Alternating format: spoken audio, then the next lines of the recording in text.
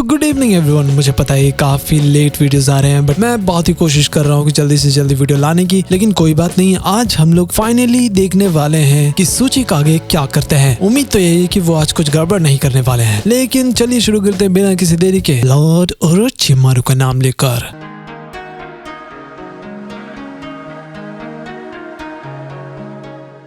तो भाई वीडियो के स्टार्टिंग में सभी लोगों को बंदी बनाकर ले जाया जा रहा था। बोरुतो बोलता है कि हे बुढ़ाओ, अब आगे का क्या प्लान है? तो सूचिकागे बोल रहे थे कि कुछ भी नहीं, हम लोग तो बस तुम्हें रास्ते से हटाना चाहते हैं, और वैसे भी अब हम लोग विलेज पहुंच गए तो फिक्र मत करो, तुम्हें कुछ नहीं होगा। लेकिन भाई विलेज में कोई होता ही नहीं है। ये देखकर सूचिकागे भी टेंशन में आ जाते हैं कि यहाँ पर आखिर हुआ क्या था, और बोलते हैं कि आखिर इसका क्या मतलब है किरारा। तो वो बोलती है कि आपको डायरेक्ट लॉर्ड कू से पूछना चाहिए। थोड़ी देर बाद वो लोग वहाँ पर पहुंच जाते हैं। कू आकर बोलता है कि वेलकम मास्टर, हमें कुछ परेशानी हुआ था लेकिन हमारा प्लान सही चल रहा है, पहले से काफी ज्यादा फास्ट काम हो रहा है। तो सूचिकागे बोलते हैं अगर ऐसा ही है तो फिर विलेजर्स कहाँ गए और आकुता विलेज में खोला क्यों घूम रहे हैं? बताओ मुझे आखिर यहाँ पर क्या चल रहा है। फिर कू बोलता है कि सिचुएशन काफी ज्यादा खराब हो गया था आपके जाने के बाद मास्टर, तो हमने हिडन स्टोन पर कंट्रोल कर लिया। सूचिकागे भड़क जाते हैं और कहते हैं कि कंट्रोल, लेकिन आकुता को तो सिर्फ इमरजेंसी के लिए बनाया गया था, तुम्हें ऐसा क्यों लगा कि तुम्हें विलेज को कंट्रोल करना चाहिए? वो बोलता है कि हमें जो उस समय अच्छा लगा वो हमने किया, हमने कुछ ह्यूमंस को भी पकड़ कर रख लिया है ताकि हम उनका हार्ट ले सके। ये सुनकर शारदा भी चौंक जाती है और बोरुतो कहता है कि आखिर यहाँ पर चल क्या रहा है? आप तो इस चीज से दुनिया में शांति लाना चाहते थे ना। लेकिन कू बोलता है कि आप अपना फाइनल ऑर्डर दीजिए, खेल अभी शुरू कर देंगे। लेकिन सूचिकागे साफ साफ मना कर देते हैं क्योंकि वो ऐसा बिल्कुल भी नहीं चाहते थे। लेकिन कू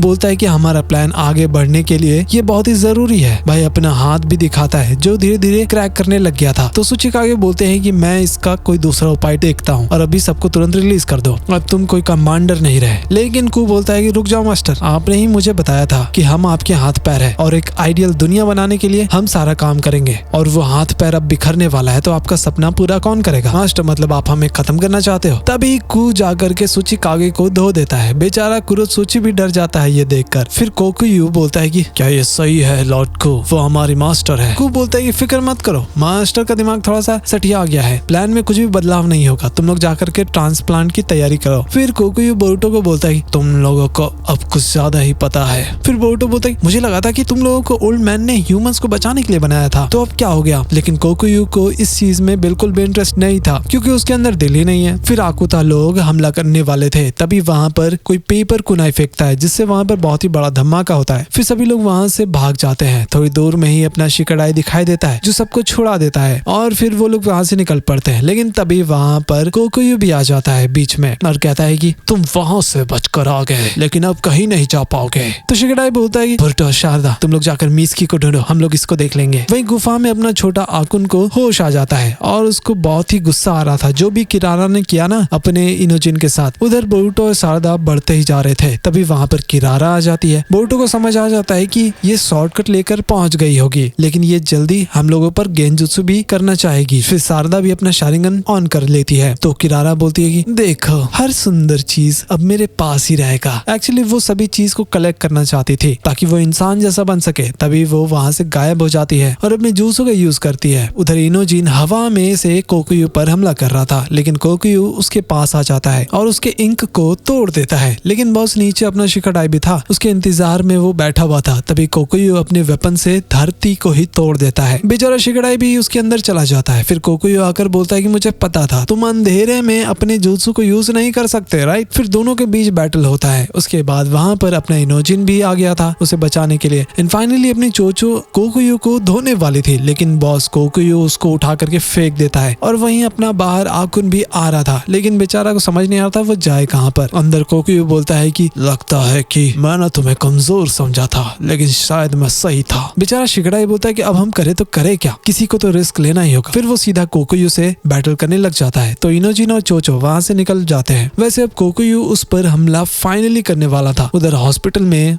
लैब में मिसकी बाकी शिनोबी को देख रहा था। तभी वहाँ पर सेकी आ जाता है और बोलता है कि 1 घंटा में ट्रांसप्लांट करना होगा। फिर वो डॉक्टर भी वहाँ से चला जाता है। तो सेकी कहता है कि तुम्हारे डाटा के वजह से हम लोग बच जाएंगे। ह्यूमन का हार्ट बहुत ही तेजी से धड़कता है खुश होने पर, मैं अब इससे फील कर पाऊंगा, तुम मुझे सब कुछ सिखा देना, ठीक है? वहीं आकुता लोग स्टोन के लोगों को पकड़ करके रखे थे। कोनसुची भी कोई प्लान बनाने की कोशिश करते हैं वहाँ से निकलने के लिए। वहीं शिगाडाई का हालत बहुत ही ज्यादा खराब हो गया था। तो कोकुयो बोलता है कि अपने आप को इस चक्कर में फंसा डाला है, तुम ह्यूमंस को समझ नहीं आता। शिगाडाई बोलता है कि हम लोग अपने दोस्तों की मदद करते हैं चाहे कुछ भी हो जाए। फिर वो हमला करता है लेकिन कोकुयो उसे दूर कर देता है और अपने वेपन को फेंकता है जिससे पूरा अंधेरा हो गया था। तभी हम देखते हैं कि इनोजिन का एक ड्राइंग था ना, वो एक बल्ब को ढक करके रखा था। फिर वो हट जाते हैं जिससे वहाँ पर रोशनी चमकने लग जाता है और शिगाडाई अपने शैडो जुत्सु का यूज करके कोकुयो को धर लेता है। भाई शिगाडाई का दिमाग बहुत ही क्रेजी है। फिर कोकुयो पूरा कोशिश करता है लेकिन कोई भी फायदा नहीं होता। फिर वहाँ पर चोचो भी आ जाती है और एक मुक्के में उसको नानी याद दिला देती है। वो एरिया पूरा धुआं धुआं हो गया था लेकिन फिर से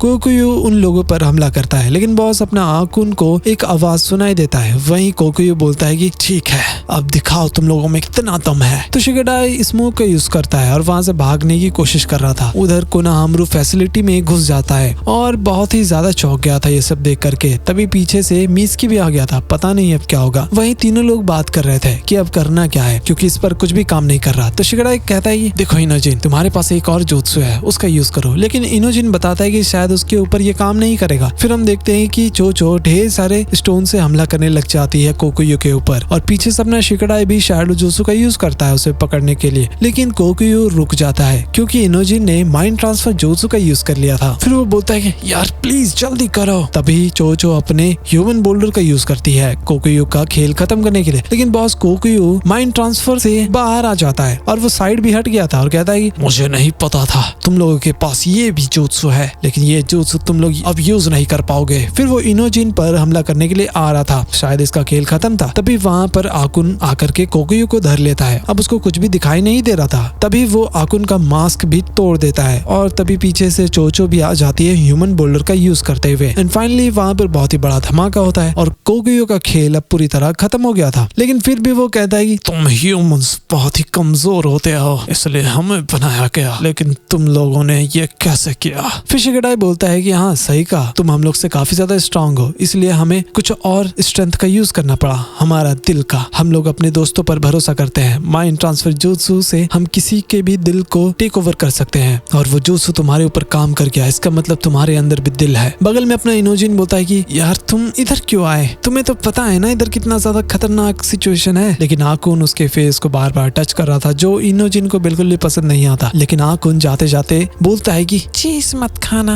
भाई वो इनोजिन के आंखों के सामने चला जाता है बेचारा और बोलता है कि ये कितना बेवकूफ था, इसे पता था कि यहाँ पर खतरा है फिर भी ये यहाँ पर आया, ये इंसान भी नहीं था, वो शायद मेरा दोस्त बन गया था। बेचारा फिर जोर जोर से रोने लग जाता है उसकी याद में और बोलता है कि तुम बहुत ही बड़े बेवकूफ थे, सच में बहुत ही बड़े बेवकूफ। उधर किरारा दोनों को कंट्रोल करके रखी थी और बोलती है तुम लोग तो परफेक्ट डॉल हो, अब खेल में मजा आएगा। वहीं कू अपने ओनोकी का ध्यान रखता है, बिल्कुल एक बेटा जैसे बाप का ध्यान रखता है ना वैसे ही। लेकिन ओनोकी बोल रहे थे कि बेटा बंद करो ये सब काम, ये एक्सपेरिमेंट अब कुछ ज्यादा ही क्रेजी हो गया है। लेकिन कू को लग रहा था कि ओनोकी शायद अब बहुत ही ज्यादा सॉफ्ट और इमोशनल हो गए हैं बिकॉज इनका उम्र हो गया है ना और आने वाले जनरेशन को इनका काम संभालना होगा है इस विलेज के खातिर। वही इनोजिन, शिगाडाई और चोचो अब बैटल जीत चुके थे लेकिन अभी उनको और भी ज्यादा टेंशन था क्योंकि उनके दोस्त अभी तक मिले नहीं थे। उधर किरारा अपने टेक्निक का यूज करके बोरुटो और सारदा को कंट्रोल कर रही थी, बिल्कुल एक पपेट के जैसा। भाई वो लोग अब अपने आप हिल ही नहीं पा रहे थे। सारदा को भी समझ आ जाता है कि इसको तो गेंजुत्सु से भी नहीं तोड़ सकते